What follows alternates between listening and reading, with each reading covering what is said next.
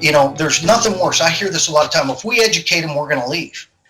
Like, what if you don't educate them? That's the worst thing I've ever heard. I hear that all the time. And, I say that at risk of my job many times, but I go, I'd rather have an educated person that walks out the door and goes to a sub or somebody else that helps us be a better industry than saying, oh, let's not train them because it's bad for us. They're going to leave.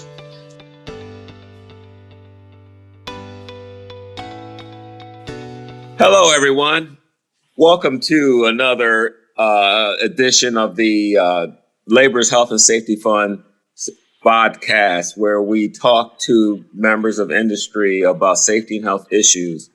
In our type of vodcast, we try to take a different turn on safety issues and try not to make them so nerdy and boring. In today's vodcast, we're going to talk about safety supervisor positions. We have three different safety supervisor courses we're going to be talking about: the CPWR Foundations of Safety Leadership, the Transportation Industry's Safety Certification for Transportation for Project Professionals, and the Safety Trained Supervisors by the BCSP, the Board of Certified Safety Professionals. But the big issue after we talk about these programs, the big issue I really want to kind of drill down is how these programs can be used as a career advancement and development for construction workers. I've been doing construction health and safety for close to 30 years now. And often when I'm on a work site doing a work site inspection or reviewing programs, many times workers will come up to me and they say, hey, man, I like what you're doing. How can I do what you're doing? And, it's never really an easy answer. In the past, I would say, well, you take the OSHA 500, you take the OSHA 510, you take these different courses, they do a lot of training. But in the last few years, what we have seen in construction is a career advancement availability, or a path, I should say, that's been put out there. One, primarily done to correct the work site and make it safer. But secondarily, we're learning that these are also tools for advancement. The courses that we will be discussing today with my guests, they provide management leadership, they provide paths to create increase safety climate and create a better safety culture on work sites. They help everyone go home at the end of the day, but they also might put a few dollars in each of these workers' pockets. So I would like to talk more about that. And to start that off, I would like to first introduce my guests, and then I'll have them talk a little bit. Brad Sant, he's with the American Road and Transportation Builders Association of America, and his organization has been championing the safety certification for transportation projects for professionals. Brad, would you like to jump in and tell us a little bit about yourself and your program? Sure. So I'm now, I don't know if it's good or bad, celebrating about 31 years in construction safety, and started in 1990 at the Building and Construction Trades Department, as it was known then, at the AFL-CIO. And spent about 6 years there, spent a few years running the hazardous materials training program for the International Association of Firefighters, and now for over 20 years at the American Road and Transportation Builders, so working on construction safety. And so, our focus here is quite narrow compared to, I think, what Carl and Jane are going to talk about, because we are looking truly at transportation construction. Roadway construction is, of course, the biggest segment of that industry. And so when we started our safety certification for transportation project professionals, and we're evolving that into a safety certificate for transportation professionals, we were looking for a program because in our sector of the industry, we have two safety problems. We have all those safety issues that every other construction site faces. We also face a different hazard that most construction workers don't, and that is that we have the public right in the middle of our construction areas, our workspace.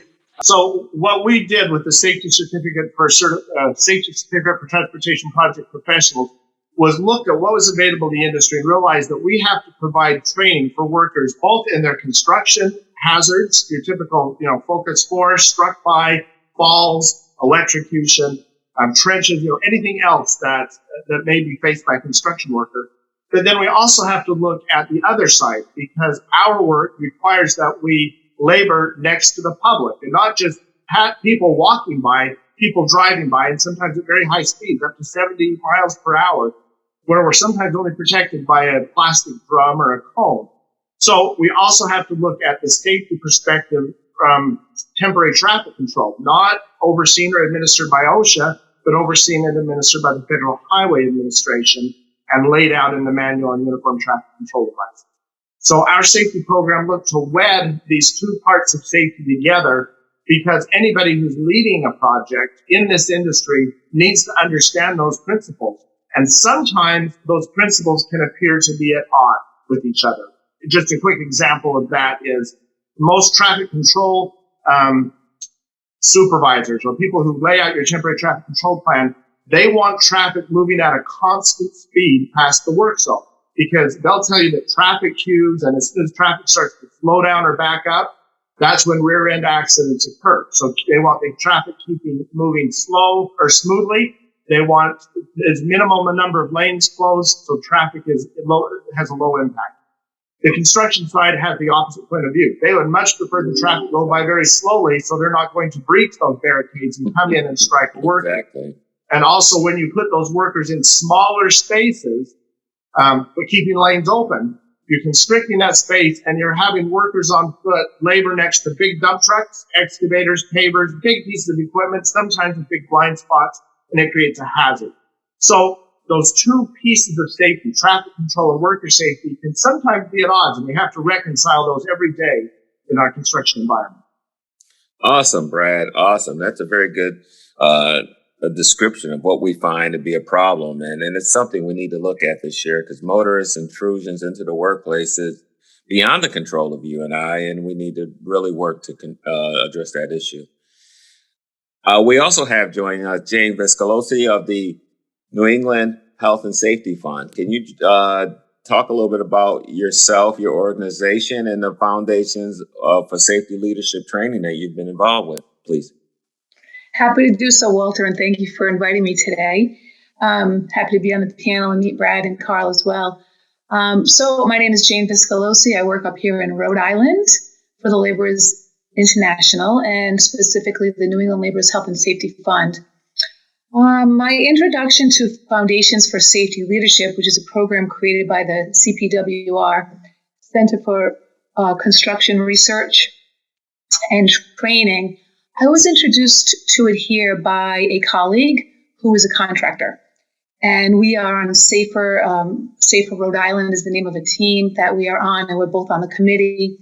And Bob Huns from Dimeo had invited me to Yale University in Connecticut, maybe in 2017 or 18, and we spoke with many on the job site and introduced, and I learned about Foundations for Safety Leadership, and I think it's just a phenomenal program with 5 skills that are really good for everyone, but the program is focused towards construction supervisors at the supervisory level, teaching the 5 skills that have been put forth by this program, headed up by Linda Goldenhar from the CPWR.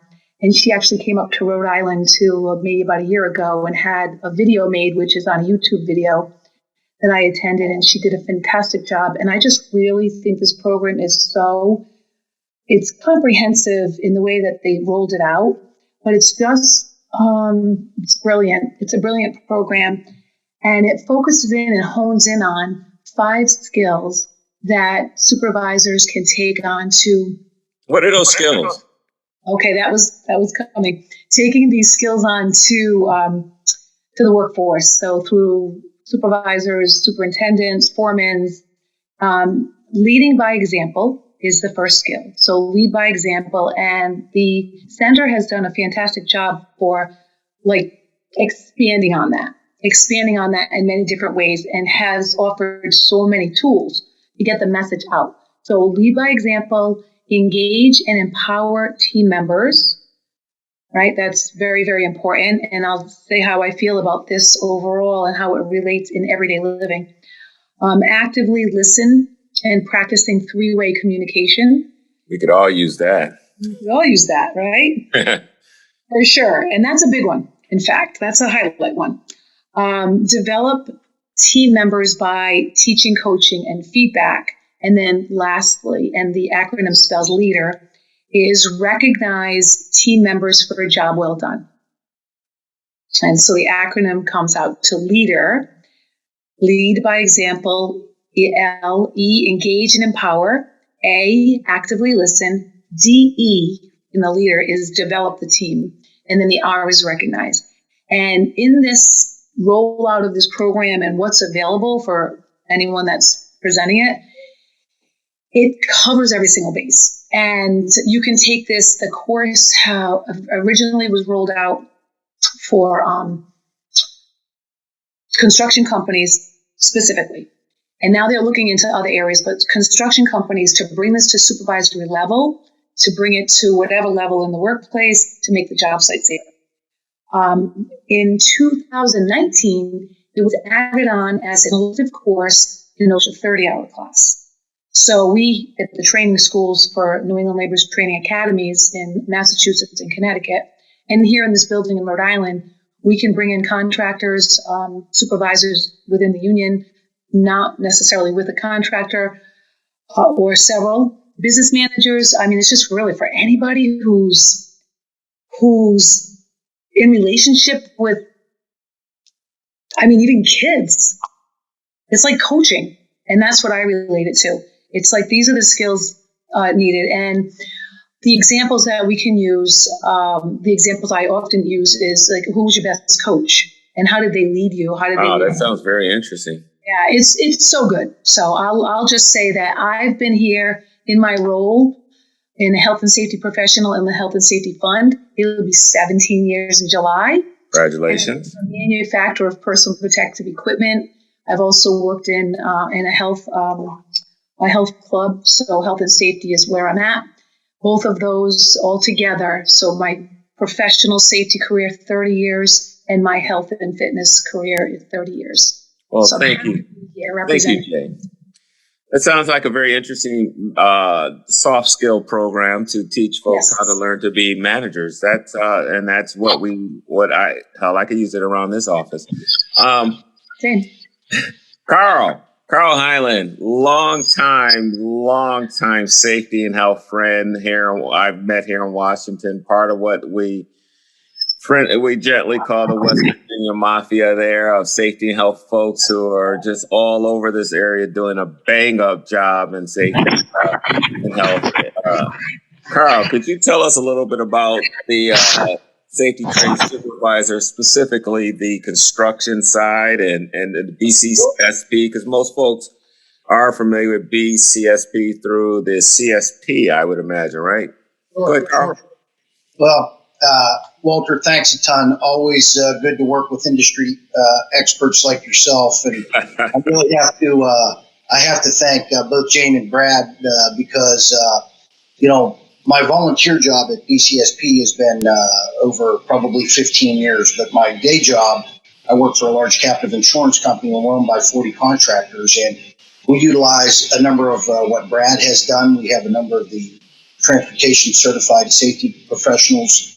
And then also, Jane, we use the Future Leaders Program. So super excited to be on this board to, this panel today, discuss these things because we're watching the impact out in the field each and every day. And it's truly, it's really, I'd love to say it's about the safety, but it's great to watch the evolving of the individuals that go through these programs. So specifically talking about the BCSP is, I've been around the safety industry, I would say all my life. My dad was an electrical contractor in Western Pennsylvania. I would say that I was not the safest kid, but we'll go with that at another time. But kind of going through my degree path, I've been now in the construction safety and health arena for 30 years. So like my colleagues, I think we all have that 30 number today. So we've seen a lot of things change from really compliance to commitment.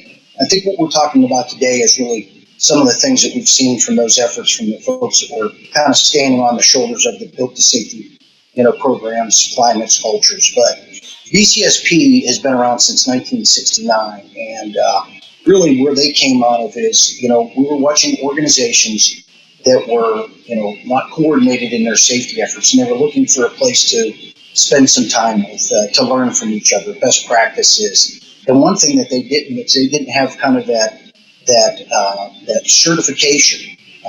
So when we take a look at that, industrial hygienist like Walter, CIH, certified industrial hygienist, CSP was something that they were shooting at, as well as, hey, let's have a recognized certification out there, not a certificate. We'll talk about that later. Certification where they take a look at your experience, they take a look at your education, they take a look at you also passing an exam. So as they're going through this process in the mid-90s, they said, we're missing a critical mass, and that is our supervisory folks out in the field.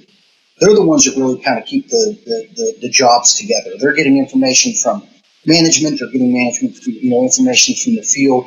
How can they integrate that to make a better, safer, more productive, quality job site? And so the BCSP and their board took a look at what would be something that would be beyond an OSHA 30 hour or something like that. These are all very good educational tools, but also to kind of take a look at their experience, take a look at their safety knowledge, and then also give them some sort of practical exam that they could kind of go through the process. And what we found out of this process over the years, we now have almost 7,000 people that have the STS in construction. Wow. And as we go through the process, we could talk about some of the things that, really it's an individual certification, but the benefits not only took care of the individuals, personally, but also the organizations that they work for. The benefits are clear and been very exciting to watch, monitor these over the years. So we thought it was a great group to go with. They're the most important people out there is the supervisor keeping that team together. And they've really grown up since the mid-90s, since this program was started. And, we continually see more and more folks get involved with it. Like Walter mentioned early on, hey, Walter, I really like what you're doing. Hey, could you tell me a little bit more about safety? And that's what we're seeing as well. Hey, I see that there's an opportunity here. What do I need to do? So instead of going back to college or something like that, they already have skill set that we could utilize. And so we've been very successful with this STS program. Hey, Carl, could I jump in here? What type of qualifications do these workers or students need to jump into becoming a supervisor? Great question. Typically about 30 hours of safety training. So we get, through the future leaders or through the transportation safety professional. We also have 2 years of management, field management, or 4 years just on the job. And then also the nice thing about this particularly is if they're going through an apprentice program, 2 years automatically qualifies them. Oh, okay. So that pretty much is all union workers, craft workers. Correct. They're almost automatically qualified. Brad, what about your program? What are the qualifications? Hey, thanks, Walter.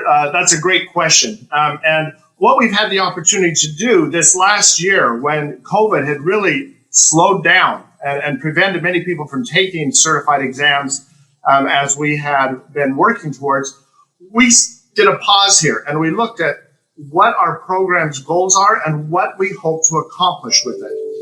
And what we decided and what we've been working on, so the timing of your podcast here is excellent. In this year of review of surveying our industry, surveying members and non-members alike, our goal never changed. And what we wanted to do is to create a national benchmark for anyone who's on a project site and making decisions. So we're talking supervisors or foremen or even crew leads, right? They make decisions every day that affect the safety of the workers and the motoring public. And so we thought it was essential to set a baseline that, look, we're not creating a safety professional. That's Carl's job. That's BCSP. What we want to do, our goal is to create leaders who understand the fundamentals of safety so that no matter where you are, whether you're in California, you are in New York, wherever your company may work, and many of our members work in all those states across the country, if you have the credential, you have an owner, a company manager, somebody, your boss has, if you say, hey, I have the SCTPP, the Safety Certificate for Transportation Project Professionals, they automatically understand, you've taken a course, you've passed a test, you've demonstrated that you have the basic understanding of the hazards you're likely to face on a job. And so with the new certificate program, because we've transitioned from certification, as Carl deals with, to certificates, anyone with experience and working on a job site can now take the course and take the exam. So There's no minimums any longer for entering and getting your safety certificate. That's very good. About how many folks have you trained so far, you think? Well, we're just transitioning. This is brand new from the certification to the certificate. Now, we train on average about 5,000 to 6,000 people per year, but we'll see how this works. And so this is kind of a brand new program to make it easier for our target audience to get in and get the certificate. And then the hope is if they see that potential to move up, because this gets them in there. This says, do I understand safety? Do I have the fundamentals of what it takes to work in transportation construction? We push them towards BCSP to go on and get certifications. And because we found for our target group, the foremen, the supervisors, going in and taking a test was intimidating for many of them that hadn't been in the classroom for years. So what we're now doing is creating a career pathway. So step one, let's get our certificate. If that's good, let's go on and get certification. Okay, so very good. That's how we are working this now. Jane, I'd like you to follow up on what types of education and training are your folks looking for the foundations for safety leadership? Those that are currently supervisors or foremen, and however they got there, and most of our guys, it's through experience and good work ethic, just showing up every day and achieving that tap on the shoulder. So for the most part, it's just wanting to be a supervisor and improve their skills. So there isn't really a big block or a border to these folks getting involved in these programs for you. No. I mean, it's as simple at our end here. It's as simple as maybe they don't even sign up for it, but they take it because it's part of an OSHA 30 class. So they're going for their OSHA 30 card, and the communication between the contractor, business managers, and training director say, let's add this piece as an elective for this particular group. Right. We don't have a ton. We have a few supervisory classes where our members come in, the laborers will come in. Like for lead, asbestos, hazardous waste, we have supervisory classes that are 40 hours. We have one course that's supervisor in construction, and it's a 24-hour course. So if somebody actively signs up for more supervisory skills, this would be a no-brainer, 2.5-hour program for them. But really, it's just those that find themselves in the supervisory role, coaching role. And to your point, Brad, and even Carl, I think you guys mentioned some numbers as far as people that have been trained. And so since this program began in 2016, the slow kind of rollout and then the snowball effect, I just read that they had trained 65,000 people. I think, no, that can't just be New England. That's got to be everywhere. Yeah, it's probably national. And that was up until 2019. And I also read on the website that they had mentioned up to 100,000. And for us, with COVID, this is more to be in a classroom. So it's not really the best program to have virtual. Okay. How do you sell this to the worker? Walter, great question. And really, I like where the momentum of this conversation is going. And really, it's the pathway for our industry. We want to provide an opportunity for our folks to, we love construction. It's a great career path, and we want to be able to provide everyone that opportunity for chances within, some people may want to stay wherever they're at. Some people want to move up. So those pathways are critical. And I've been fortunate enough on the Yale job, and a lot of times it's word of mouth. And in the case of BCSP and the STS, word of mouth, we do a lot of, there's a lot of opportunities that companies have taken a look at. I'm going to pull up some information while we're talking. like Clark Construction in Washington, D.C. They took a look at this program and they ran with it. And what they've come out with, and this is them quoting this, is increased their overall safety program, OSHA compliance, better subcontract relations that we were talking about, and the competency in their supervisory safety decisions has gone up exponentially. Someone like a Nicholson Construction, 75% of their field supervisors are STS in construction, reduced their over-recordable rate from 10.27 down to 1.66. So they're seeing measurable results. So now you're seeing it coming both ways, Walter, to your point here about people hearing about this opportunity to move up within or take on some more safety responsibilities and more leadership responsibilities. And now companies are taking a look at it the other way, saying, for you to make yourself, moving up in the ranks within the organization, you have that. Let me jump in here. So are you teaching communication skills, budgeting skills, leadership skills, or are you teaching the safety stuff? What was going on there? So that's a great question. For us, really the training and education comes from Brad and Jane's opportunity. We're kind of the end of the road. We're that test at the end of the road. We're that, recognized, certification that comes out of the STSC for construction. But along the way, you have to have safety training. You have to have that experience and things like the future leaders and Brad's program for the transportation safety side of the house and other things. So when you come to us, it's that end of the road final examination. Oh, okay.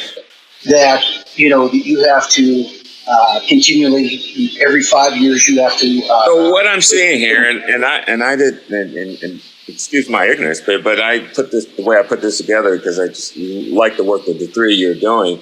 The worker would basically start with the work that Jane and Brad is doing, and then after combining that with their own experience, they get certified through your organization. And now they are a certified professional that can go in many different directions. Is that what I'm making?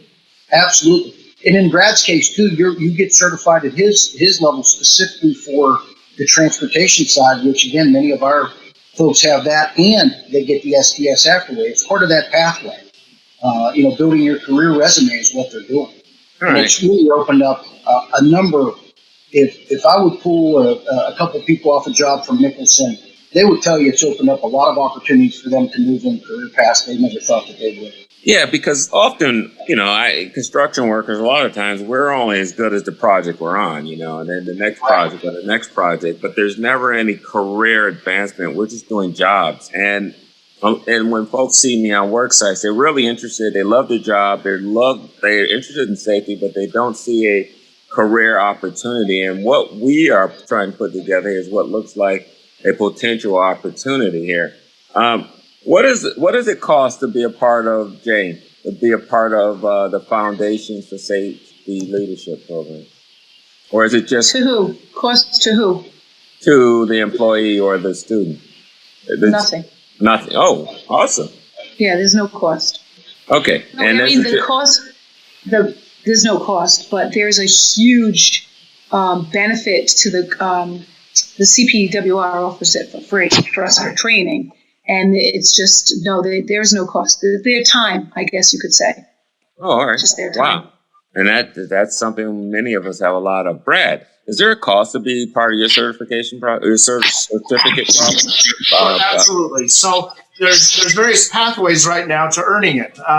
One, probably the least expensive is, we have it offered through a learning management system where people can go on, take the courses, take the tests, and get the certificate at the end of the course. We also are offering it right now virtually.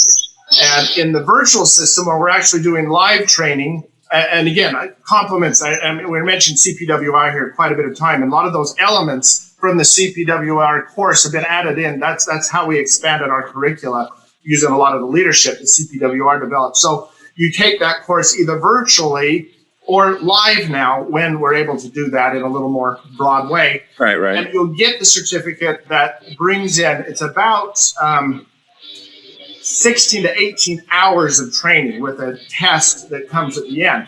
But when it's offered live, you not only get that, but you'll get your OSHA 10 because we cover all those modules in the way that OSHA requires that. And then we add in all the transportation safety And so how the cost is, right now it depends. It's pretty low. It's about $150 if you take it virtually or as an LMS. Now, there's a lot of discounts that happen when you do it live or in a live virtual format, because we simply are able to charge if an employer wants to put a bunch of people into a course instead of individuals taking it. And typically that's how our training is offered. If a company comes in and says, we want to train 20, 30, 40 people, we organize the class, we put it together. So the employees typically don't pay for it.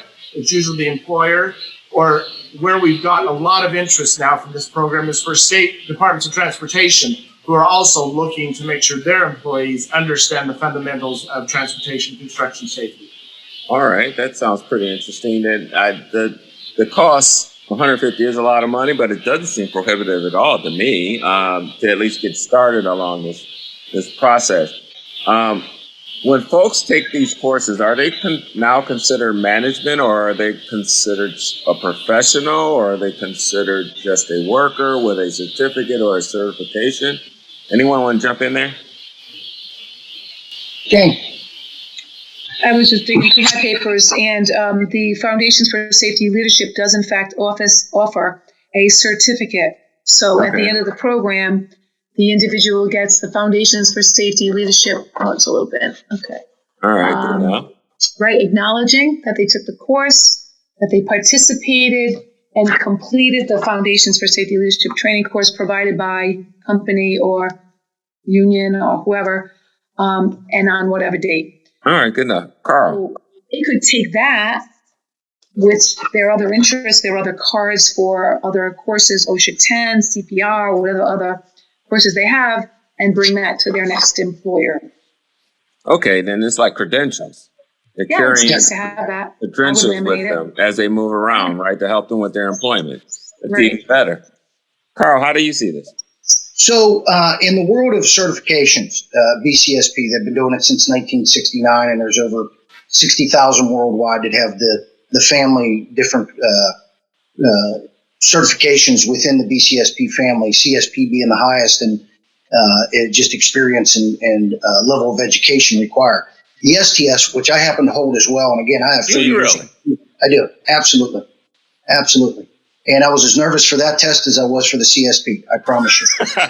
I bet. So again, it's just, it's something I can't talk about it unless I've been there. Right. And it was very important. I also have my Future Foundations certification. Foundations for Safety Leadership. I know. Tell me. Foundation. Lynn would be mad at me for that one. Yeah, but I get your point. It's been fun. I want to participate and watch what the folks are doing. So what we've seen in the field for our folks that have gone through this is they really take pride in being called practitioners. It's opened up a number of it's really practitioners is the term that you're hearing on that. They'll tell you I'm not a safety professional or something like that. But what they found is after they're doing this stuff, and it's through all the programs that are offered for superintendent, I think it empowers them. I think that they feel a little bit more pride. Everybody wants to watch out for their team, make sure nobody gets hurt. I mean, that's of critical importance to all of us. And so really we're seeing that opportunity to go into whatever level of the organization they want to. It opens up some doors that may not have been there before. Right, I think that the word practitioner comes to mind a lot when we're doing it. Yeah, I hadn't heard that. Very good. Thank you. That's very informative for me. So let's get down. Go ahead, Brad. I was just going to add here, because your question was, does this automatically make someone a supervisor? And I think what all of us would say is that is really up to the company where they work to make that designation. But what you're doing here and what all these different credentials do is they build a resume. They show commitment to the organization, commitment to becoming better professionals in their field. And that is what will lead them to be recognized by their employers. I want to get to pay. Does this make a difference in terms of someone's pay? What are you seeing, Brad? Yeah, so what we've seen so far is those that earned the certification have had some significant progress and have moved up in their company. And actually, we've had some people who took this who weren't in supervisor positions and are now in there because they took the time to earn the credential. Okay, yes. So it's a demonstration of an employee commitment, not just to safety, because you have to, we want everybody to do that, but also a commitment to their career. And so these are very demonstrable skills and certificates that people and employers will recognize, and hopefully they're changing behavior of the way that people work so that they become better employees and better leaders. And that's really what we want at the end of the day, right? People to understand and change how they have done things in the past to do them better, safer, more efficiently. Yeah, and I get that, but I'm going to tell you, I was at a seminar, I don't know, 2 or 3 years ago, and someone was doing a Foundation for Safety Leadership discussion about what that was about, and a few folks was talking about the SCS program, and there were 3 or 4 workers that rose their hand and said, hey, I took the SCS course, and as soon as I took the course, I had to leave my company because I got a better job, and I went from being the safety guy on this project to being the safety guy for the state for this contractor. And then another hand goes up. It was 3 or 4 people that if it didn't happen to them, they talked about coworkers where once they took these paths, they ended up leaving their employer because they got offers to do bigger jobs or become the safety professional for a contractor. What's your thoughts on this, Carl? Yeah, it's something. It's very it's a personal situation. So I'm going to back into this. Is many organizations. So like we were talking about how much it would cost for people to take these exams and stuff. What we're seeing now, more organizations are sponsoring people to go through this. Really? Paying for their applications, paying for the exam, and then paying for the renewal fees every year. The other thing that what we're seeing as well is that certification belongs to me. So if I pick up and go, that stays with me. It's transportable. It doesn't stay with the company. So again, as we've talked about, that's part of my resume now, and I go along with that. And we're seeing people more and more, asking for professionals that have supervisory skills that also have some safety background. And so we've seen some success with that. We've watched a lot of compression and acquisitions of organizations where you've had some wonderful leaders that have had opportunities to go elsewhere, and they've taken those, and it's just given them another thing in their resume to say, oh, okay, maybe I'll put them on a bigger project or a little bit more complex, or her on a project that has, a little bit more sophistication. And we don't have the budget for a full-time safety professional, but we've got someone that has trade skills and safety skills. And the other thing is all these educational platforms that we're talking about, they don't just focus in on safety. They ask about a number of other things. And that's the nice thing about it, is we're trying to build well-rounded leaders, and safety is a core part of that. And that's the nice thing. But we're seeing this being transferred all the time. I can tell you, I talked to someone last week, and they are getting the STS because they think it's going to give them an opportunity for a very large project that's coming up within the next year. So they told their management they wanted to do it. And so the team said, you take it, pay it out of your system, you pass it, we'll pay for you. So, they get a little, or the woman could end up leaving after the project. That's really, yep, that's right. It's something real quick on this is, there's nothing worse. I hear this a lot of time. If we educate them, we're going to leave. Like, what if you don't educate them? That's the worst thing I've ever heard. I hear that all the time. And, I say that at risk of my job many times, but I go, I'd rather have an educated person that walks out the door and goes to a sub or somebody else that helps us be a better industry than saying, oh, let's not train them because it's bad for us, they're going to leave. Good so point. We get to pass that training. So trying to, programs like we're talking about today help kind of break that barrier down. That's a great answer. And Walter, can I give a little context for this right now? That I think it's very real and very timely for your members and who are listening to this podcast. There is always a demand for labor in construction, and particularly in our sector. Right now, both the Republicans and the Democrats in Congress have both come up with independent bills that are going to put huge amounts of money into infrastructure. We're not just talking transportation, we're talking water, internet, all types of things. There's going to be a transportation or a surface transportation and infrastructure bill come out of Congress this year. That's going to create immense employment opportunities for the construction industry. And we're talking billions of dollars here. Anyone who's currently working in the industry and is a good worker and has now earned some credentials that show that they understand the fundamentals of leadership and the fundamentals of safety for their respective field is going to have immense opportunities to grow, because we're going to be pulling in more and more people into the industry, into apprenticeship programs that are new, that are fresh as these opportunities come. And those that have experience and have demonstrated commitment have really a world of opportunity ahead of them right now. So it's a great time to be taking advantage of these programs. Wow. I think we might want to end on that statement there from the three of you there. You've answered my questions. I'm a big fan. I am a big fan of our workers out in the field taking advantage of these programs to improve themselves, because it's only going to improve, as Carl put it better than I've heard anyone say, it's going to improve our industry. It's going to make us all better, which is only going to be a circular way of making everyone better and continuing this growth. I appreciate this short conversation with the three of you, and I hope that we can continue this at another time.